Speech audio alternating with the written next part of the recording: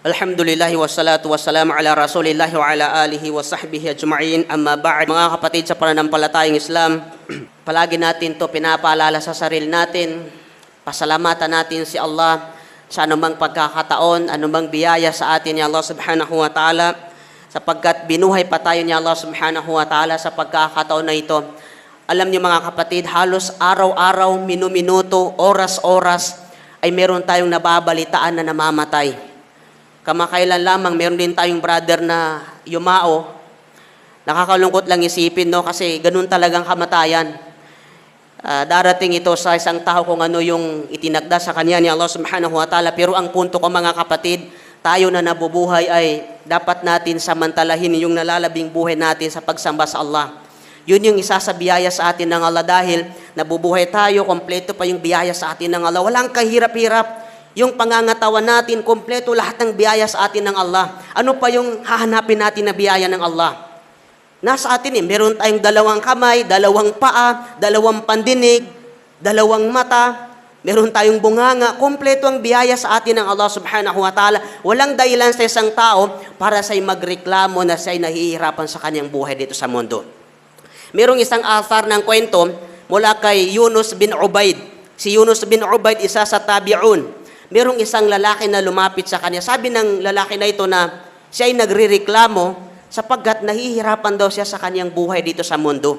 Hirap na hirap siya sa kanyang pamumuhay dito sa mundo. Ang sabi ni Yunus bin Ubaid, sabi niya, masisiyahan ka ba, sabi niya, kung ibebenta ko yung dalawang mata mo, sabi niya. Bebenta ko, sabi niya, ng 100,000 dirham. Sabi nung lalaki na nagreklamo, hindi, sabi niya. Yung dalawang kamay mo, sabi niya, ibenta ko ng 100,000 dirham. Okay lang ba sa'yo? Sabi na hindi. Yung dalawang paa mo, sabi niya, ibenta ko ng 100,000 dirham. Okay lang ba sa'yo? Sabi na hindi. At sinabi sa kanya ni Yunus bin Ubaid, sabi niya, nakikita ko sa'yo, sabi niya, ang daan-daang libong biyaya sa'yo ni Allah subhanahu wa ta'ala. Bakit mo nasasabi na nahihirapan ka sa pamumuhay? Subhanallah. Napakaganda ng aral natin doon mga kapatid. Tama nga naman, bakit ka nahihirapan, nagrereklamo sa katayuan mo ngayon, samantala, nasa yung katawan mismo yung daang-daang libong biyaya sa iyo ni Allah. Hindi mo ba nare-realize?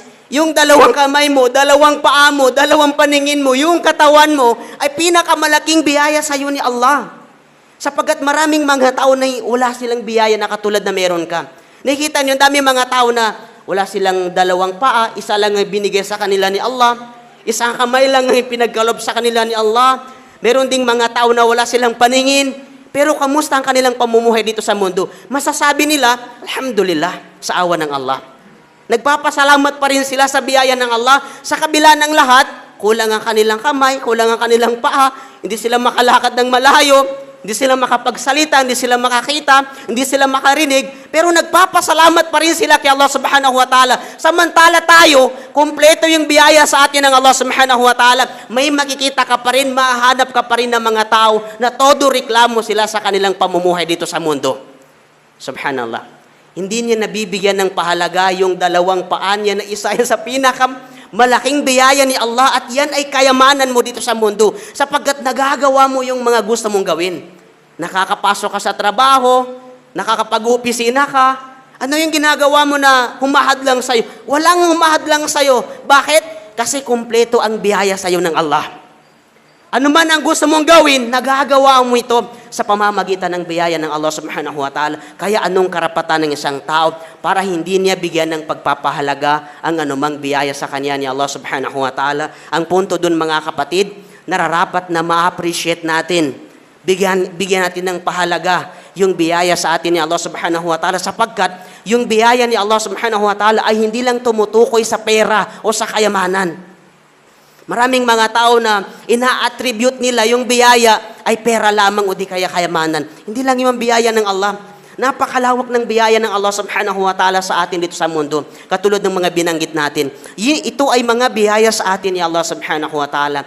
Mga kapatid sa pananampalatayang Islam, dalangin natin kay Allah subhanahu wa ta'ala na mapabilang tayo sa mga tao na mas malawak ang kanilang pang-uunawa pagdating sa biyaya ni Allah subhanahu wa ta'ala at hindi lamang nila ito nililimitahan pagdating sa material na bagay, kundi anumang bagay na meron sila dito sa mundo ay ina-attribute nila ito bilang biyaya ni Allah subhanahu wa ta'ala at pinasasalamatan nila si Allah subhanahu wa ta'ala sa mga biyaya na yon.